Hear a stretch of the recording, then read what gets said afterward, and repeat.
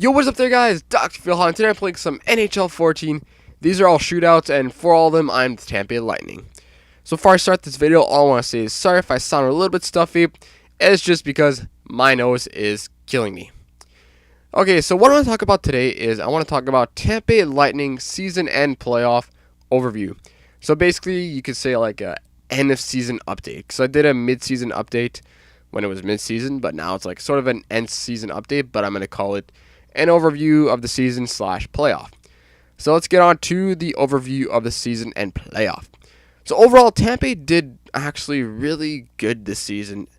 Like we kept that playoff spot throughout the whole season, even though sometimes we went out, but still we kept that playoff run throughout the whole season, even though we lost our main guy, which was Steven Stamkos. But with that, guys like Palat, Johnson, and like JT Brown and all those other rookies popped out of nowhere. Like I knew Johnson was going to be good since last season, but like guys like Palat, like just out of nowhere came out and just played awesome for us. And the fact that we still had St. Louis throughout the whole season, except when the trade deadline came, he went away. But still, we kept that playoff spot and we did awesome throughout the season. And then we came on to the playoffs, and then that stuff it started to get really troubled. During the playoff, there's a lot of high expectations, even for me. But after that first game, I was like, okay, now we're big trouble. And the playoffs, we put up a fight, but we just couldn't shoot the freaking puck, and we couldn't keep the puck out of our end. But I think it's just because there was a lot of rookies on our team, and you could say that Ben Bishop would have made a big difference in the playoff for Tampa, but I wouldn't go on that topic right now. But in the end, Montreal got the good of us, and they swept us. And I'm not mad about it right now, but it's just there's a lot of high expectations. So now let's go on to Tampa Bay Lightning's future, what they should do in the upcoming draft and the free agency, and overall for next season. So for the draft, Tampa Bay, what they should do is they shouldn't, I think we're classified dead center in the draft. I think it's 15th, 16th overall. And for the draft, Tampa, they shouldn't do a lot of stuff. Well, they shouldn't do anything to get that top spot.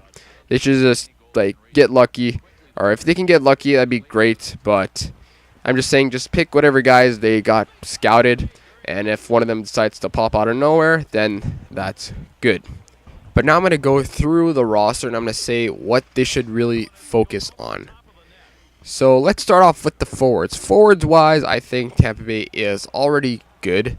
There's really no upgrades to make to the forwards because we have all the skills there. We got a lot of rookies, and we got every kind of forward that we need on our team. Plus, we got forwards that are still in the AHL or that are still in the minor leagues, and that are not even on our team yet, and they're really awesome. Examples of that is Jonathan Drouin. The reason he didn't make the team this year was because we had all our guys, and Jonathan Drouin's the type of guy you play on the first or second line.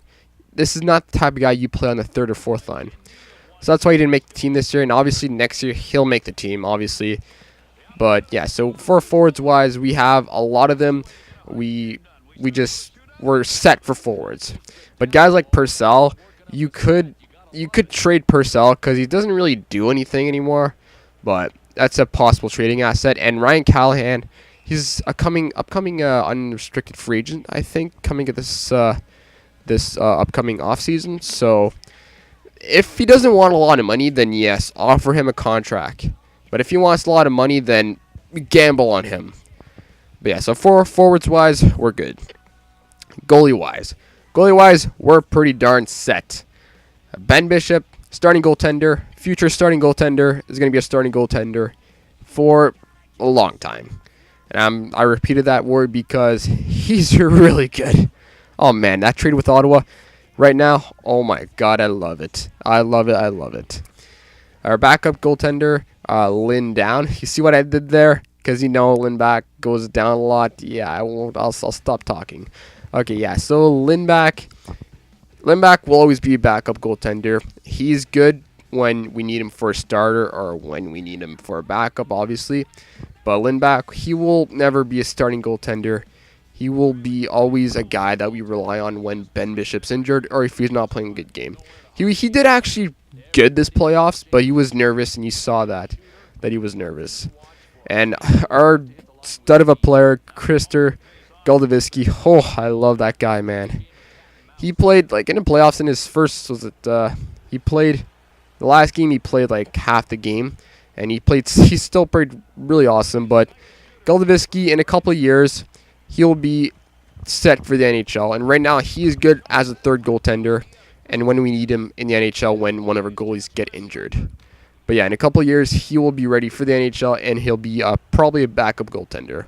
He might be a starting goaltender in the future, but I see him as really a backup goaltender.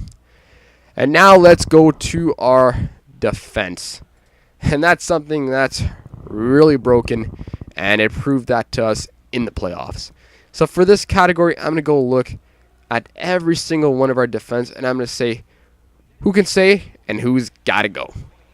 So let's start off. Keith Aulie, you should keep him because he's a good defensive defenseman, big body, good for body checking, and overall, he's good like getting those corners, and he's a big body, obviously. Yeah, so Mark Barbiero, really good offensive defenseman. He's young like Keith Aulie. You should keep him because he's got some speed in him. Eric Brewer, he's got to go. Due to that is because he's old. He's not getting any better. And Eric Brewer's the type of guy that he can be good for us some games, but other games he'll just completely ruin it. He's slow, and he's got to go. Or you got to think about trading him.